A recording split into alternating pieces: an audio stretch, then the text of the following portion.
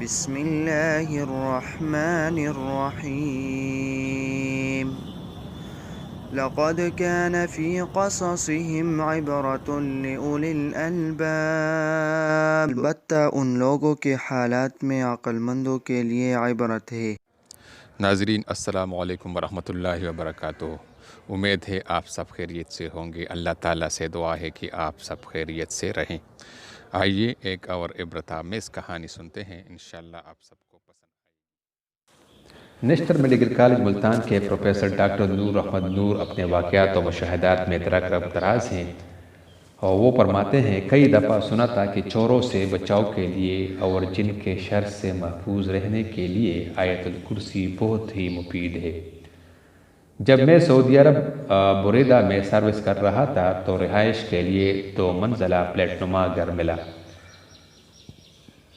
جو کافی مدت سے خالی پڑا تھا، بالکل نیا تھا اور بڑی سڑک پر واقع تھا۔ اوپر والی منزل پر میں نے رہنا شروع کیا اور نیچے کی منزل پر کلینک بنا لیا۔ اس فلیٹ میں 3 کمرے تھے اور ایک دروازہ باہر کو کھولتا تھا۔ اس میں ایک چھوٹا باورچی خانہ اور غسل خانہ بھی تھا۔ ایک کمرہ ہمیشہ خالی رہتا تھا اور اس کی کنڈی باہر سے بند رہتی۔ درمیان والے کمرے میں سوتا تھا اور آخری کمرے کو بطور بیٹھک استعمال کر رہا تھا۔ ایک دن میں نے مچھلی پکائی، بازار سے روٹی لینے گیا۔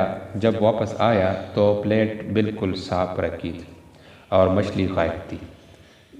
اسی طرح ایک دن میں غسل خانے میں جسم پر صابن لگا رہا تھا کہ میں نے محسوس کیا کہ صابن کی ٹکیاں میرے ہاتھ میں نہیں ہے۔ تلاش کرنے پر بھی نہ ملی۔ ان 2 واقعات نے مجھے کچھ شک میں ڈال دیا کہ میرے علاوہ کوئی اور مخلوق بھی یہاں رہتی ہے۔ میں اللہ کے فضل سے ذکر و اذکار، درود شریف اور تلاوت وغیرہ کرتا رہتا تھا، اس لیے میرا دل مطمئن تھا۔ ایک رات میں سو رہا تھا کہ خالی کمرے میں دھماکہ ہوا۔ میں جاگ گیا۔ اس کا دروازہ جو باہر سے بند تھا ایک آواز سے کھل گیا اور وہاں سے 10 سال کا بچہ میری طرف غصہ کے عالم میں آ رہا تھا۔ میں فوراً سمجھ گیا اور آیت الکرسی اونچی آواز سے پڑھنا شروع کر دی۔ جب یہ بچہ مجھ سے 2 گز دور تھا تو میں نے دیکھا کہ وہ بائیں طرف مڑ کر باہر کے دروازے کی طرف جا رہا ہے۔ میں اس کو پکڑنے کے لیے بھاگا۔